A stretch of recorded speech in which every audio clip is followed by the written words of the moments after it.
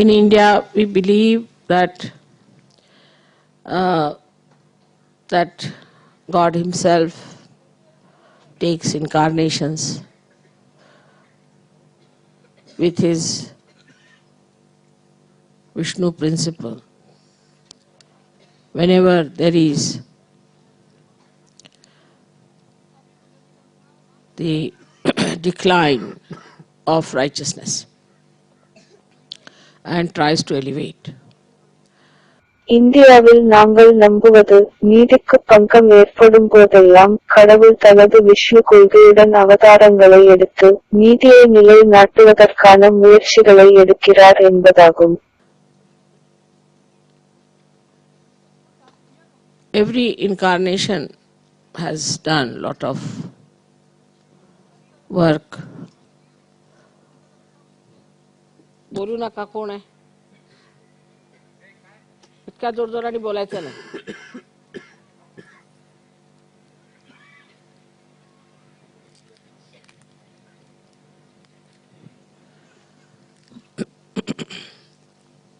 and have done also work within ourselves. ஒவ்வொரு அவதாரமும் நிறைய வேலைகளை செய்துள்ளனர் மற்றும் நமக்குள்ளும் வேலைகளை செய்துள்ளனர். Now this is the knowledge we had in India long time back. But when they talked about incarnations, people started worshipping them as some statues or some sort of an images which were sold in the market and were made by people who had no right to do that. இப்போது இதுதான் இந்தியாவில் நமக்கு நீண்ட காலத்திற்கு முன்பே இருந்த அந்த அறிவு. ஆனால் அவர்கள் அவதாரங்களை பற்றி பேசியபோது மக்கள் அவர்களை சிலைகளாகவோ அல்லது ஒருவித உருவங்களாகவோ வணங்கத் தொடங்கினர். அதை செய்வதற்கான உரிமை யாருக்கு இல்லையோ அந்த மக்களால் உருவாக்கப்பட்டு அவை சந்தையில் விற்கப்பட்டன. But it is described in the Puranas that we have got some of the places where many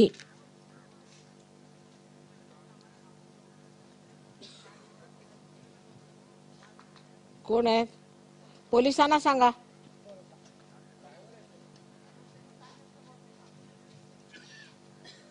काय चाललंय ड्रायव्हर काय करताय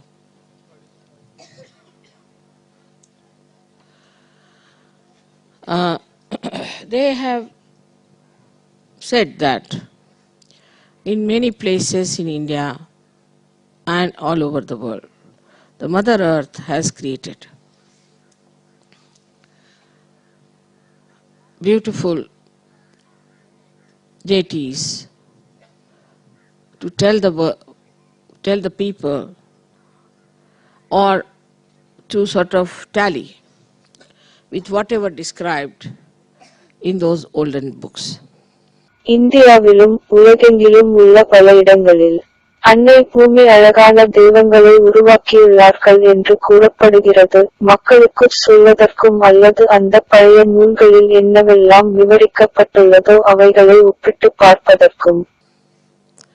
And all these are called as Swayambhu. They were created by themselves. மேலும் இவை அனைத்தும் சுயம்பு என்று அழைக்கப்படுகின்றன. அவை தானாகவே உருவானவை. Unless and until you are a realized soul, you cannot make it out whether these are real or not. You have to have vibrations to see that they emit vibrations quite strongly. A stone starts emitting vibration, but it has a form, it has a coefficients. So how this is being created? நீங்கள் விழிப்புணர்வு பெற்ற ஆத்மாவாக ஆகும் வரை இவை உண்மையானதா இல்லையா என்பதை உங்களால் புரிந்து கொள்ள முடியாது. அவை மிகவும் வலுவான அதிர்வுகளை வெளியிடுகின்றன. என்பதை பார்க்க நீங்கள் அதிர்வுகளை கொண்டிருக்க வேண்டும். ஒரு கல் அதிர்வுகளை வெளியேற்றத் தொடங்குகிறது, ஆனால் அதற்கு ஒரு வடிவம் உள்ளது, அதற்கு ஒரு குணகம் உள்ளது. இப்படித்தான் அவை உருவாகின. There have been quite a lot of miracles in this country of these incarnations. Like Ramadasa, who was the guru of Shivaji Maharaj. Sivaji மகாராஜின் குருவாக இருந்த ராமதாசர் போன்ற அவதாரங்கள் இருந்த இந்த நாட்டில் ஏராளமான அற்புதங்கள் நடந்துள்ளன. It is said that he, in his own time, the Mother Earth emitted out, manifesting, they say 500 Hanumana. I don't know the number is correct or not, whatever it is. அவர் தனது காலத்தில் அன்னை பூமி 500 ஹனுமானாவை வெளியேற்றி வெளிப்படுத்தியதாக கூறப்படுகிறது. எண்ணிக்கை சரியா இல்லையா என்பது எனக்கு தெரியவில்லை. But the one they found a statue in the waters of Angapur. It was Ramadasa who found it and was kept there, and there was a statue of another goddess, Anglai Devi. Must be meaning England, I think. Goddess coming from England must be Anglai Devi. Whatever it is. ஆனால் ஒன்று, அங்கப்பூர் தண்ணீரில் ஒரு சிலையை அவர்கள் கண்டார்கள். ராமதாசா தான் அதை கண்டுபிடித்து அங்கே வைத்திருந்தார் மற்றும் அங்கே மற்றொரு பெண் தெய்வமான அங்கலை தேவி, இங்கிலாந்து என்று அர்த்தம் இருக்க வேண்டும் என்று நான் நினைக்கிறேன். இங்கிலாந்திலிருந்து வரும் தெய்வம் ஆங்கிலேய தேவியாகத்தான் இருக்க வேண்டும். என்னவாக இருந்தாலும் சரி. So they wanted to remove those statues from there. And they said that the statues would not move. So they had to ask for forgiveness. And with great difficulty they could remove those statues to one place called Chafal where they are kept. எனவே அவர்கள் அந்த சிலைகளை அங்கிருந்து அகற்ற விரும்பினர். சிலைகள் நகராது என்று அவர்கள் சொன்னார்கள். எனவே அவர்கள் மன்னிப்பு கேட்க வேண்டியிருந்தது. மிகுந்த சிரமத்துடன் அந்த சிலைகளை அகற்றி சப்பல் என்று அழைக்கப்படும் ஒரு இடத்திற்கு கொண்டு சென்று அங்கு அவை வைக்கப்பட்டன. Now, why they took it to Chafal? Because there was one Hanumana created. And this Hanumana, they wanted to change the face, the architects. So they went on deep down, trying to find out how far does the stone go. இப்போது அவர்கள் அதை ஏன் சப்பலுக்கு எடுத்துச் சென்றார்கள்? ஏனென்றால் அங்கே ஒரு ஹனுமானா உருவாக்கப்பட்டது மற்றும் இந்த ஹனுமானாவின் முகத்தை கட்டிடக் கலைஞர்களைக் கொண்டு மாற்ற விரும்பினர். எனவே அவர்கள் ஆழமாகச் சென்று அது என்னவென்று, இந்த கல் எவ்வளவு தூரம் செல்கிறது என்று கண்டுபிடிக்க முயன்றனர். So it went on and on and on and on for I don't know thousands of feet they went down. And they saw it was still standing on one rock straight forward. So they gave up and they kept as it is. ஆகவே அது தொடர்ந்து சென்று கொண்டே இருந்தது ஆழமாக. எனக்கு தெரியவில்லை, ஆயிரக்கணக்கான அடி தூரம் அவர்கள் கீழே சென்றிருப்பார்கள். அது இன்னும் சென்று ஒரு பாறையில் நேராக நிற்பதைக் கண்டார்கள். அதனால் அவர்கள் அந்த முயற்சியை கைவிட்டு விட்டார்கள். அது இருந்தபடியே வைத்து விட்டார்கள். All such miracles have been here to show that these are Swambhus. But then people started making statues and started worshipping, then making more statues and worshipping. இது போன்ற அற்புதங்கள் அனைத்தும் இவையெல்லாம் சுயம்புகள் என்பதை காட்டுவதற்காக இங்கு உள்ளன. ஆனால் பின்னர் மக்கள் சிலைகளை உருவாக்கத் தொடங்கி வழிபடத் தொடங்கினர். பின்னர் அதிக சிலைகளை உருவாக்கி வழிபட்டார்கள். As a result, there were incarnations, other incarnations, as we think that Dattatreya, the primordial master, took incarnations on this earth, and most of them then tried later on to say that we should not talk of the flower, but we should talk about the honey, and we have to get to the honey. அதன் விளைவாக பல அவதாரங்கள், வெவ்வேறு அவதாரங்கள், நாம் நினைப்பது போல தத்தாத்ரேயர், ஆதி குருவான தத்தாத்ரேயா போன்றவர்கள் இந்த பூமியில் பல அவதாரங்களை எடுத்தார்கள். அவர்களில் பெரும்பாலோர் நாம் பூவை பற்றி பேசக்கூடாது, ஆனால் நாம் தேனை பற்றி பேச வேண்டும் என்று சொல்ல முயற்சித்தார்கள், மற்றும் நாம் தேனை பெற வேண்டும் என்றும் சொன்னார்கள். So they started talking about the Ruh, about the all-pervading power, about Brahma Chaitanya. All of them practically talked like that. எனவே அவர்கள் ருஹ்வை பற்றி பேச ஆரம்பித்தார்கள், எங்கும் நிறைந்துள்ள சக்தியை பற்றி, பரமச்சைதன்யாவை பற்றி. அவர்கள் அனைவரும் நடைமுறையில் அது போலவே பேசினார்கள். Not in the beginning, I would say, but later on, when they found that the people were just busy worshipping any stone, get from there, put some, they became just stone worshippers. ஆரம்பத்தில் அல்ல என்று நான் சொல்வேன், ஆனால் பின்னர் மக்கள் எல்லா கல்லையும் வெறுமனே வணங்குவதில் மும்முரமாக இருப்பதும், அங்கிருந்து எடுத்து வந்து சிலவற்றை வைத்து, அதாவது அவர்கள் வெறும் கல் வழிபாட்டாளர்களாக மாறியதையும் கண்டனர். So another kind of religion just came in, which just said that we should believe in God Almighty and we should just worship Him as a abstract God. எனவே மற்றொரு வகையான மதம் வந்துவிட்டது, அதில் சர்வ வல்லமையுள்ள கடவுளை நாம் நம்ப வேண்டும், அவரை ஒரு முழு நிறை உருவமான கடவுளாக வணங்க வேண்டும் என்று கூறப்பட்டது. So this abstraction also turned out to be futile, because when you talk about flower, you worship the flower, and when you talk about the abstract, you just talk. It's a talk. You cannot get to the honey. எனவே இந்த முழு நிறை கடவுளும் பயனற்றதாக மாறியது, ஏனெனில் நீங்கள் பூவை பற்றி பேசும்போது நீங்கள் பூவை வணங்குகிறீர்கள், மேலும் நீங்கள் முழு நிறையை பற்றி பேசும்போது நீங்கள் வெறுமனே பேசுகிறீர்கள். பேச்சு பேச்சு பேச்சு பேச்சு என பேச்சாகத்தான் அது இருக்கிறது, நீங்கள் தேனை பெறுவது முடியாது. So even if you talk about the honey, what's the use of talking about it? You have to have it. For that, we have to become the bee. And that is why it is important that you have to have your self-realization. எனவே நீங்கள் தேனை பற்றி பேசினாலும் அதை பற்றி பேசுவதால் மட்டும் என்ன பலன்? நீங்கள் அதனை கொண்டிருக்க வேண்டும், அதற்காக நீங்கள் தேனியாக மாற வேண்டும். அதற்கு நீங்கள் சுய விழிப்புணர்வு பெற்றிருக்க வேண்டியது அவசியமாகிறது. And in every religion whatsoever, even in Islam, it is said you have to become a wali. In Christianity, it is said you have to be born again. In Buddhism, it is said you have to become Buddha. Means you should be knowledgeable.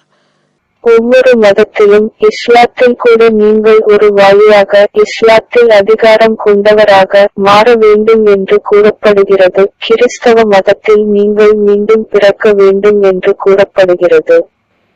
பௌத்த மதத்தில் நீங்கள் புத்தராக மாற வேண்டும் என்று கூறப்படுகிறது, அதாவது நீங்கள் அறிவார்ந்தவர்களாக இருக்க வேண்டும். In Mahavira's things, they said you must get your self-realization. Lao Tse has said it. Just if you start from Socrates onward, of course we should forget about Plato and these people, because I don't think they had much sense of spirituality. மகாவீராவை பொறுத்தவரை நீங்கள் சுய விழிப்புணர்வை பெற வேண்டும் என்று அவர் கூறியுள்ளார். Lao ட்சேயும் அதை கூறியுள்ளார். நீங்கள் சாக்ரட்டிஸிலிருந்து ஆரம்பித்து பார்த்தால் எல்லோருமே அப்படித்தான் சொல்லியுள்ளனர். நிச்சயமாக பிளேட்டோ மற்றும் சில மக்களையும் பற்றி நாம் மறந்துவிட வேண்டும், ஏனென்றால் அவர்களுக்கு அந்த அளவு ஆன்மீக உணர்வு அதிகம் இருப்பதாக நான் நினைக்கவில்லை. But most of these people have talked about self-realization. And there's no religion in which they have not talked about self-realization. Even in the Judaism, or where they believe in the coming of the Savior for their salvation. Even they have talked about it. ஆனால் இவர்களில் பெரும்பாலோர் சுயவிழிப்புணர்வு பற்றி பேசியுள்ளனர். சுயவிழிப்புணர்வு பற்றி பேசாத எந்த மதமும் இல்லை. யூத மதத்திலும் அல்லது இரட்சகரின் இரட்சிப்பின் வருகையை யார் நம்புகிறார்களோ அவர்கள் கூட அதைப் பற்றி பேசியிருக்கிறார்கள். So it is all described in Quran. There's a complete surah describing about the sent one, means the avatara, means the incarnation. And also said that you won't believe, you won't accept, and all those things. எனவே இது அனைத்தும் குரானில் விவரிக்கப்பட்டுள்ளது. சூரா தேவநாகரி இல் தேவனால் அனுப்பப்படுபவரைப் பற்றி முழுமையாக விவரிக்கப்பட்டுள்ளது, அதாவது அவதாரங்களைப் பற்றி. மேலும் நீங்கள் நம்ப வேண்டியதில்லை, ஏற்றுக்கொள்ள வேண்டியதில்லை, அது போன்ற விஷயங்களும் சொல்லப்பட்டுள்ளது. So now once you are realized souls, then only you start seeing that all this talk is futile.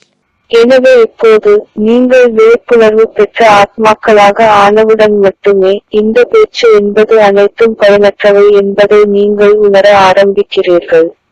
You have to become a realized person. If you get your realization, then only you can get over the superficial illusions and you can go deep into it. நீங்கள் விழிப்புணர்வு பெற்ற நபராக மாற வேண்டும். உங்கள் விழிப்புணர்வை பெற்ற பின்னரே மேம்போக்கான மாயைகளிலிருந்து நீங்கள் வெளியேற முடியும், மேலும் நீங்கள் விழிப்புணர்வில் ஆழமாக செல்ல முடியும். All these illusions are there in all the countries, in all the religions, and that's why there is a problem. And we have seen people suffering from the pangs of fundamentalism. இந்த மாயைகள் என்பதனைத்தும் எல்லா நாடுகளிலும் எல்லா மதங்களிலும் உள்ளன. அதனால்தான் சிக்கல் ஏற்படுகிறது மற்றும் அடிப்படைவாதத்தினால் உண்டாகும் வேதனையால் மக்கள் பாதிக்கப்படுகிறார்கள் என்பதை நாம் காண்கிறோம். As I have given another lecture about paramodernism, in that I have talked about Russia, that Russia has now withdrawn. அதிநவீனத்துவத்தை பற்றி நான் மற்றொரு சொற்பொழிவில் பேசியிருக்கிறேன். அதில் நான் ரஷ்யாவை பற்றி பேசினேன். ரஷ்யா இப்போது அதனை திரும்ப பெற்றுவிட்டது. When one side has withdrawn, the rest of the people, now whom are they going to fight? If there's another side is not going to fight, this side is left out and they don't know what to do with their armaments and everything. ஒரு புறம் திரும்ப பெற்றுவிட்டது, மறுபுறம் மீதமுள்ள மக்கள், இப்போது அவர்கள் யாரை எதிர்த்து போராடப் போகிறார்கள்? இன்னொரு பக்கம் சண்டையிட யாரும் இல்லை என்றால் இந்த பக்கம் கைவிடப்படுகிறது. மேலும் அவர்களின் ஆயுதங்கள் மற்றும் மற்ற எல்லாவற்றையும் கொண்டு என்ன செய்வது என்று அவர்களுக்கு தெரியாமல் போகிறது. So this was the great work of Gorbachev, I think. And he is a realized soul, so he could see the point, and the way he has managed is tremendous. எனவே நான் நினைக்கிறேன் இது கோர்பச்சேவின் மிகச் சிறந்த வேலையாகும். அவர் ஒரு விழிப்புணர்வு பெற்ற ஆத்மா, எனவே அவர் அந்த விஷயத்தை காண முடிந்தது, மேலும் அவர் அதனை கையாண்ட விதம் மிக உயர்வானது. And now the main problem is fundamentalism, and that comes out of ignorance. Ignorance and also selfishness, because people want to say that this is my religion, this is my prophet, this is my guru, this is my master and all those things. But actually they don't belong to any party, to anyone, they belong to the whole world. இப்போது முக்கிய பிரச்சினை அறியாமையினால் வரக்கூடிய அடிப்படைவாதம், அறியாமை மற்றும் சுயநலம் ஆகியவற்றால்தான். ஏனென்றால் இது என் மதம், இவர் என் ஆண்டவரின் தூதர், இவர் என் குரு, இவர் என் ஆசான், மற்றும் அந்த மாதிரி அனைத்து விஷயங்களையுமே தங்களுடையது என்று சொல்ல விரும்புகிறார்கள். ஆனால் உண்மையில் அவர்கள் எந்தவொரு கூட்டத்தையும் சேர்ந்தவர்கள் அல்ல, யாரையும் சேர்ந்தவர்கள் அல்ல, அவர்கள் அனைவரும் முழு உலகத்தையும் சேர்ந்தவர்கள். One can understand if you establish something for your protection from other parties, but to start yourself in a way to establish a falsehood, surprisingly, very surprising. I don't understand human beings. மற்றவர்களிடமிருந்து உங்களை பாதுகாப்பதற்காக நீங்களாக ஒரு வகையில் எதையாவது ஸ்தாபிக்க விரும்பினால், வியப்பூட்டும் வகையில் நீங்களாகவே ஒரு தவறான விஷயத்தை ஸ்தாபிக்கத் தொடங்குகிறீர்கள். என்பதை ஒருவர் புரிந்து கொள்ள வேண்டும். அது ஒரு மிகவும் ஆச்சரியமான விஷயம். என்னால் மனிதர்களை புரிந்து கொள்ள முடியவில்லை. For such falsehood, they are very happy to join, and so many will join without even thinking, knowing. They'll all club together for a nonsense like that. இத்தகைய பொய்யான விஷயங்களில் அவர்கள் மிகவும் மகிழ்ச்சியுடன் இணைகிறார்கள். அதனாலேயே பலரும் அதில் சேர்கிறார்கள், யோசிக்காமல், அதனைப் பற்றி தெரிந்து கொள்ளாமல். அவர்கள் அனைவரும் இது போன்ற ஒரு முட்டாள்தனத்திற்காக ஒன்றிணைவார்கள். For a nonsense, human beings always club together, but for a sensible thing, they don't want to understand. ஒரு முட்டாள்தனமான விஷயத்திற்கு மனிதர்கள் எப்போதும் ஒன்றாக இணைவார்கள், ஆனால் ஒரு விவேகமான விஷயத்தை அவர்கள் புரிந்து கொள்ள விரும்புவதில்லை. So now we are coming to the point of puja, because there are so many new Sajogis who might not have known what is a puja. நாம் பூஜை விஷயத்திற்கு வருவோம். ஏனென்றால் பூஜை என்றால் என்ன என்று தெரியாத பல புதிய சகஜயோகிகள் உள்ளனர்.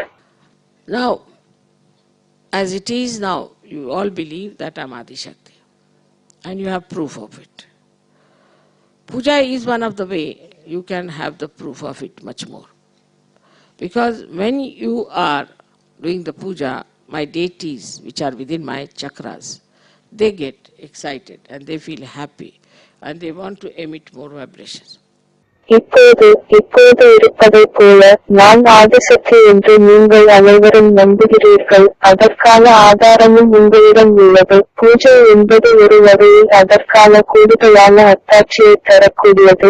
ஏனென்றால் என் சக்கரங்களுக்குள் இருக்கும் என் தெய்வங்களை நீங்கள் பூஜை செய்யும்போது அந்த தெய்வங்கள் அனைவரும் உற்சாகமடைகிறார்கள். அவர்கள் மகிழ்ச்சியாக உணர்கிறார்கள், மேலும் அதிர்வுகளை வெளியிட விரும்புகிறார்கள்.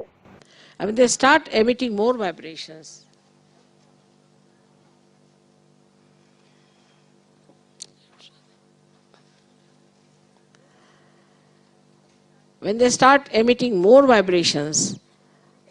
then you are surprised that how after puja you get so drenched and you just feel elevated and at a much higher level. நான் சொல்வது அவர்கள் அதிக அதிர்வுகளை வெளியிடத் தொடங்குகிறார்கள் என்பதை. அவை அதிக அதிர்வுகளை வெளியிடத் தொடங்கும் போது நீங்கள் பூஜைக்கு பிறகு எப்படி அதிர்வுகளில் மூழ்கிப் போகிறீர்கள் என்பதை அறிந்து நீங்கள் ஆச்சரியப்படுவீர்கள் மற்றும் ஒரு மேன்மை பெற்ற நிலையினை, ஒரு மிக உயர்ந்த மட்டத்திற்கு வருவதை நீங்கள் உணர்வீர்கள். Of course, it is true that during the puja time you feel very much elevated. For some time you can keep it up. Some people definitely retain it. But some people go up and down like a yo-yo. They don't have that capacity to retain it. நிச்சயமாக பூஜை நேரத்தில் நீங்கள் மிகவும் மேன்மையற்றதாக உணர்கிறீர்கள் என்பது உண்மைதான். சில நேரத்திற்கு அதனை நீங்கள் தக்க வைத்திருக்க முடியும். நிச்சயமாக சிலர் அதை தக்க வைத்துக் கொள்கிறார்கள். ஆனால் சிலர் மேலேயும் கீழேயும் செல்கிறார்கள். யோ போல, நூலில் கட்டப்பட்ட பந்து போல அதை தக்க வைத்துக் கொள்ளும் திறன் அவர்களிடம் இல்லை. That is why one has to meditate in thoughtless awareness to keep up that status, that higher status. But the puja of only of the goddess is allowed, puja of the god is allowed. But we must know who is the god or who is the goddess. So doing the puja of every person blindly, anybody who comes forward says this and that, should not be accepted. You'll be surprised, for the first 4 years, I didn't even allow them to have any puja whatsoever. அதனால்தான் அந்த நிலையை, அந்த உயர்ந்த நிலையை தக்க வைத்துக் கொள்ள ஒருவர் எண்ணங்களற்ற விழிப்புணர்வில் தியானிக்க வேண்டும். ஆனால் தேவியின் பூஜை மட்டுமே அனுமதிக்கப்படுகிறது. கடவுளின் பூஜை அனுமதிக்கப்படுகிறது. ஆனால் கடவுள் என்றால் யார் அல்லது தேவி என்றால் யார் என்பதை நாம் அறிந்திருக்க வேண்டும். எனவே ஒவ்வொரு தெய்வத்தின் பூஜையையும் கண்மூடித்தனமாகச் செய்வது, யாராவது முன்னால் வந்து இதுதான் அதுதான் என்று சொல்வது போன்ற எவற்றையும் ஏற்றுக்கொள்ளக்கூடாது. நீங்கள் ஆச்சரியப்படுவீர்கள், முதல் 4 ஆண்டுகளில் நான் அவர்களுக்கு எந்த பூஜையையும் செய்ய அனுமதிக்க கூடவில்லை. Even they said, you are our guru, so you should allow us to have guru puja. I said, nothing. I will not. Then first, after 4 years, on the Navratri day, they wanted to have one puja. I said, all right, you can have it, but very few people. And then they found that that puja gave them so much of vibration, so much of elated spirituality. And they touched so many dimensions suddenly that then they started requesting me, Mother, you must give me a puja. அவர்கள் நீங்கள்தான் எங்கள் குரு, எனவே நீங்கள் எங்களுக்கு குரு பூஜை செய்ய அனுமதிக்க வேண்டும் என்று சொல்லியும் கூட நான் ஒன்றும் கூடாது, நான் அனுமதிக்க மாட்டேன் என்று சொன்னேன். பின்னர் முதலாக 4 ஆண்டுகளுக்குப் பிறகு நவராத்திரி நாளில் அவர்கள் ஒரு பூஜை செய்ய விரும்பினர். நான் சரி, நீங்கள் அதனை செய்யலாம், ஆனால் மிகக் குறைவான நபர்களுடன் செய்ய வேண்டும் என்று சொன்னேன்.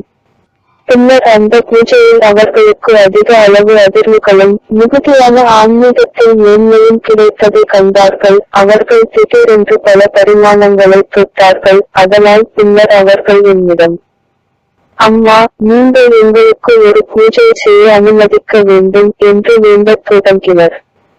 Even in India, where we have this system of puja, people have no idea how to really do it. It was very embarrassing, but I had to tell them each and everything, do like this, do like that, you must have like this. I was work it out this way. இந்த பூஜை என்பது நடைமுறையில் இருக்கும் இந்தியாவில் கூட உண்மையில் அதனை எப்படி செய்வது என்று மக்களுக்கு தெரியாது. அது மிகவும் சங்கடமாக இருந்தது. ஆனால் நான் அவர்களிடம் எல்லாவற்றையும் சொல்ல வேண்டியிருந்தது. இதைச் செய்யுங்கள், அப்படிச் செய்யுங்கள், நீங்கள் இது போன்று இருக்க வேண்டும் என்று. அந்த மாதிரிதான் பூஜைகள் நடத்தப்பட்டது. First time I went to Delhi, you'll be surprised.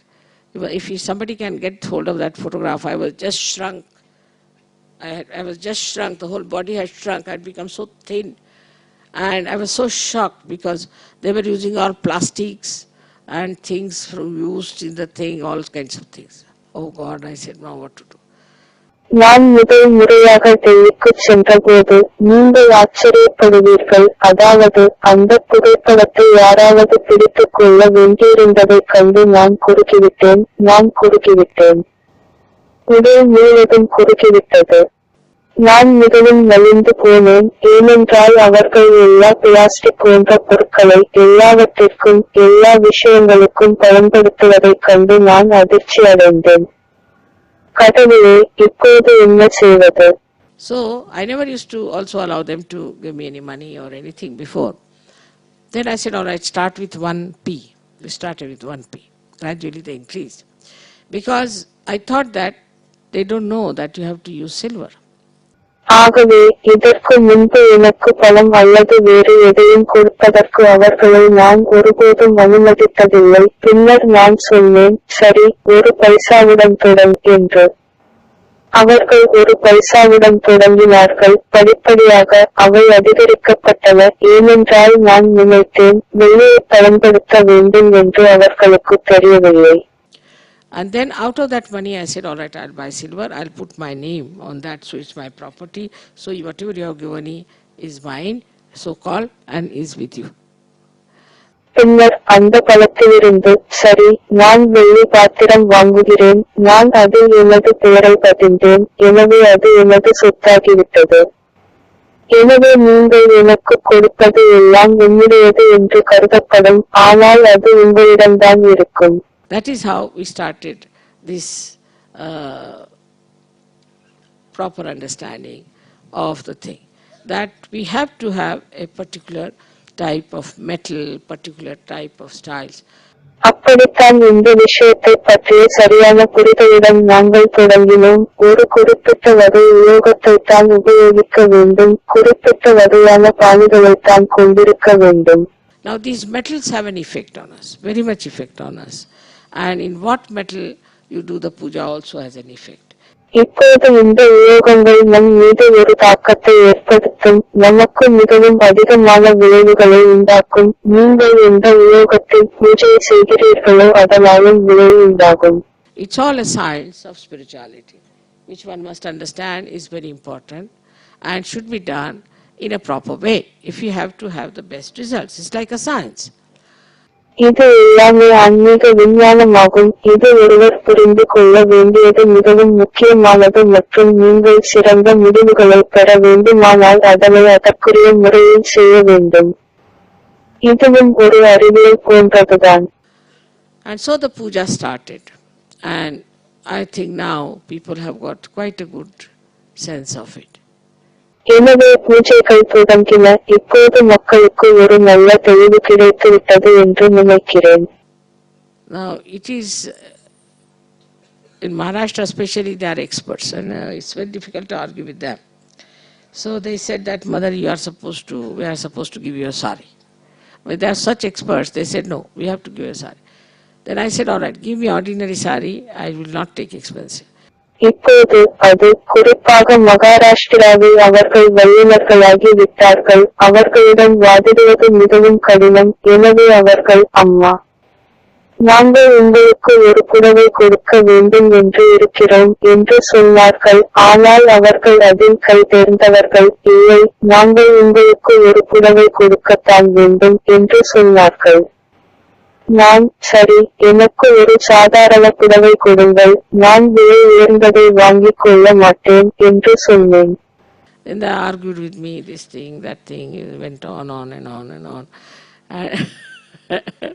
And then it started out to, they said we cannot give you false sari. I said all right, give me anything. Then it has become so expensive now.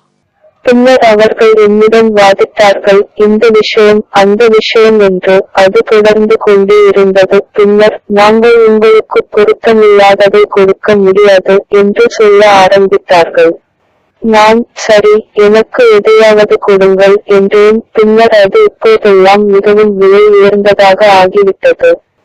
See, so I've been requesting that now for future, try to understand that now old and to an old goddess you can give something simple. பாருங்கள், எனவே இப்போது நான் வேண்டிக் கொள்வதெல்லாம் எதிர்காலத்தில் இப்போது எனக்கு வயதாகிவிட்டது என்பதை புரிந்து கொள்ள முயற்சியுங்கள். ஒரு வயதான தேவிக்கு நீங்கள் எளிமையான ஒன்றைத்தான் கொடுக்க முடியும். But nobody is willing to accept. Now we are growing so much, this, that. All right, let us see how we reconcile each other. ஆனால் யாரும் அதனை ஏற்க விரும்பவில்லை. இப்போது நாங்கள் மிகவும் வளர்ச்சி பெற்று வருகிறோம், இது அது என்று சொன்னார்கள். சரி, நாம் ஒருவருக்கொருவர் எவ்வாறு சமரசம் செய்து கொள்வது என்று பார்ப்போம். So this is how it is. That it makes no difference, but it does in a way what importance you give to everything that you want to do. எனவே அது எப்படியோ அப்படியே இருக்கிறது. அது எந்த வித்தியாசத்தையும் ஏற்படுத்தாது. ஆனால் நீங்கள் செய்ய விரும்பும் எல்லாவற்றிற்கும் நீங்கள் என்ன முக்கியத்துவம் கொடுக்கிறீர்களோ அது ஒரு வகையில் நடக்கிறது. It's very important. It's the complete attention, dedication and the complete importance that you give to anything that you do is very important. If you do not give it the highest priority, it doesn't work. If it is just by the way, it doesn't work. நீங்கள் செய்யும் எதற்கும் நீங்கள் கொடுக்கும் முழுமையான கவனம், அர்ப்பணிப்பு மற்றும் முழுமையான முக்கியத்துவம் என்பதுதான் மிகவும் முக்கியமானது. அதற்கு நீங்கள் உயர்வான முன்னுரிமை கொடுக்கவில்லை என்றால் அது செயல்படாது. போகிற போக்கில் இருந்தால் அது வேலை செய்யாது. So it is important to understand that if you have to gain anything in this puja, you have to give it the highest priority. And then just before puja, if your mind is telling you or doubting, just tell him to stop. Because that mind can act against you. எனவே முக்கியமான விஷயம், இந்த பூஜையில் நீங்கள் ஏதாவது பலன் பெற வேண்டுமானால் அதற்கு உயர்வான முன்னுரிமை கொடுக்க வேண்டும் என்பதை புரிந்து கொள்ள வேண்டும். பின்னர் பூஜைக்கு முன்பு உங்கள் மனம் உங்களுக்கு சொன்னாலோ அல்லது சந்தேகம் கொண்டாலோ மனதிடம் உடனே அதனை நிறுத்தச் சொல்லுங்கள். ஏனென்றால் அந்த மனம் உங்களுக்கு எதிராக செயல்படக்கூடும். So for the puja, you should be all prepared in a receptive way and receive it. எனவே பூஜைக்கு நீங்கள் அனைவரும் அதனை வரவேற்று ஏற்றுக்கொள்ளும் வகையில் தயாராக இருக்க வேண்டும். आप लोगों को अंग्रेजी तो काफी समझ में आती होगी, जो मैंने बात कही है आपको सबको मालूम है, कि जो हमारे अंदर बैठे हुए देवी देवताएं हैं वो आपकी पूजा से बहुत प्रसन्न हो जाते हैं और बहुत जोरों में वाइब्रेशंस छोड़ना शुरू करते हैं, कभी तो ज़रूरत से ज़्यादा, चाहे आप उसको अब्सॉर्ब करें चाहे नहीं करें। और अगर आपने उसको अब्सॉर्ब नहीं किया तो मुझको ही तकलीफ होने लग जाती। इसलिए सबको बहुत खुले दिमाग से, खुले हृदय से, पूरी आर्तता अंदर ला करके पूजा में बैठना चाहिए।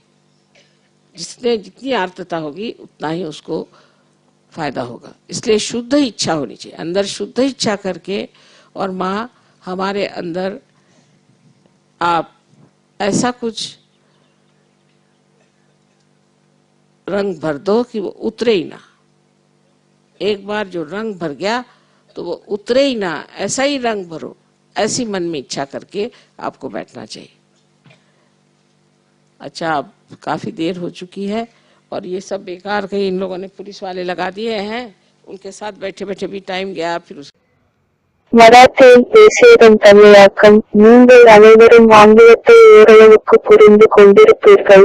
நான் இப்போது என்னவெல்லாம் சொன்னேனோ அதெல்லாம் உங்களுக்கு ஏற்கனவே தெரிந்ததுதான். எப்போதெல்லாம் நீங்கள் பூஜை செய்கிறீர்களோ அப்போது அது என்னில் வாசம் செய்யும் தெய்வங்களை மிகவும் மகிழ்விக்கிறது. மேலும் அவை முழு சக்தியுடன் அதிர்வுகளை வெளியிடத் தொடங்குகின்றன. சில சமயங்களில் தேவைக்கு அதிகமாக நீங்கள் அந்த அதிர்வுகளை உயர்த்திக் கொண்டாலும் சரி அல்லது உங்களால் உயர்த்திக் கொள்ள முடியாவிட்டாலும் கூட அதிர்வுகளை வெளியிடுகின்றன. உங்கள் அனைவராலும் அதிர்வுகளை உள்வாங்க முடியாமல் போகும்போது அது எனக்கு மிகுந்த வலியினை ஏற்படுத்துகிறது. அதனால் நீங்கள் அனைவரும் திறந்த மனதுடனும் இதயத்துடனும் முழு திடமான நம்பிக்கையுடனும் பூஜையில் அமர வேண்டும். உங்களிடம் எந்தளவுக்கு திடமான நம்பிக்கை இருக்கிறதோ அந்தளவுக்கு நீங்கள் அதிகமாக அதன் மூலம் பிரயோஜனம் அடைய முடியும். உங்களுக்கு தூய்மையான ஆசை இருக்க வேண்டும். நீங்கள் தூய்மையான விருப்பத்துடன் அமர்ந்து நீங்கள் கேட்க வேண்டும், அம்மா தயவு செய்து என் உள்ளத்தை ஒருபோதும் நிறம் மங்காத அளவுக்கு வண்ணமயமாக்குங்கள். அது ஒருபோதும் மறையாத வகையில் என்னை வண்ணமயமாக்குங்கள். அத்தகைய நிறத்தால் என்னை நிரப்புங்கள். பூஜையில் அமர்வதற்கு முன் உங்கள் இதயத்தில் அந்த மாதிரி ஆசை கொள்ளுங்கள். May God bless you.